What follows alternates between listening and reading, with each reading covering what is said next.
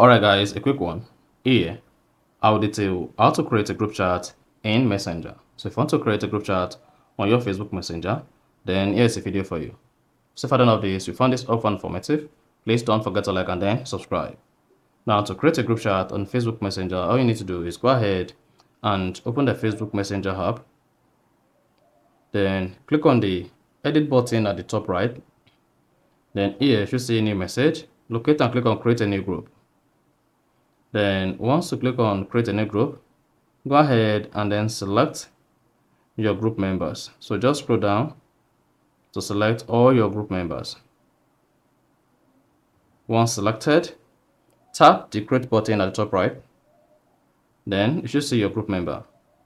Now to edit the group member name, click on name and then give the chat a name. So I'm just going to say group members.